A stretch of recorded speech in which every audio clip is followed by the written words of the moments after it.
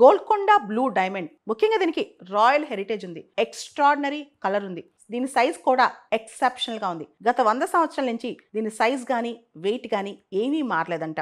General గా blue diamonds చాలా రేర్గా ఉంటాయి. ఇంత పెద్ద సైజ్ బ్లూ డైమండ్ అనేది రేరెస్ట్ ఇన్ ద వరల్డ్ అంటున్నారనమాట. అసలు ఈ డైమండ్ దీని చరిత్ర ఏంటో ఒకసారి చూస్తే కనుక దీని ఆరిజిన్ చాలా ఇంపార్టెంట్. 1930s ఆ టైంలో ఇది ఇండోర్ రాజుల దగ్గర ఉండేది. ముఖ్యంగా ఇండోర్లో మహారాజా యశ్వంతరావు హోల్కర్ టు ఆయన చేతిలో ఈ డైమండ్ ఉండేది. ఆయన aesthetic cosmopolitan life style lead చేసేవాడు అనమాట.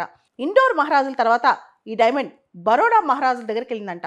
ఈ డైమండ్ తర్వాత ప్రైవేట్ ఓనర్షిప్లోకి వెళ్ళింది. ఇప్పుడు అది ఓపెన్ బిడ్డింగ్లో ఆక్షన్ వేస్తున్నారు. దీన్ని ఎవరైనా కొనుక్కోవచ్చు అనమాట.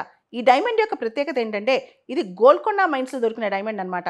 సో ఇది ప్రత్యేకమైన డైమండ్ అని చెప్పొచ్చు. బ్లూ కలర్లో ఉంటుంది ఈ డైమండ్. గోల్కొండ ప్రాంతాన్ని కుతుబ్ షాహీస్ పరిపాలించేటప్పుడు ఈ కృష్ణా గోదావరి బేసిన్ ఏదైతే ఉందో అక్కడ చాలా డైమండ్ రిజర్వ్స్ ఉండేయంట. వీటిని దాదాపు అంటే 200 సంవత్సరాల పాటు ఎక్స్కవేట్ చేస్తూనే ఉన్నారు. ఒక పీక్ టైంలో దాదాపు 20,000 మంది అక్కడ పనిచేసేవాళ్ళంట. ఇక్కడ నైట్రోజన్ ఇదంతా దీని యొక్క ఇన్ఫ్లుయెన్స్ తక్కువ ఉంటుంది. కార్బన్, ప్యూర్ కార్బన్ దొరికిందంట ఆ ప్రాంతంలో. ఇక్కడ దొరికే డైమండ్స్ కూడా చాలా పెద్దవిగా క్రిస్టల్ క్లియర్గా ఉంటాయి. కోహినూర్ డైమండ్ కూడా ఈ ప్రాంతంలోనే దొరికిందని ఒక వినికిడి అనమాట.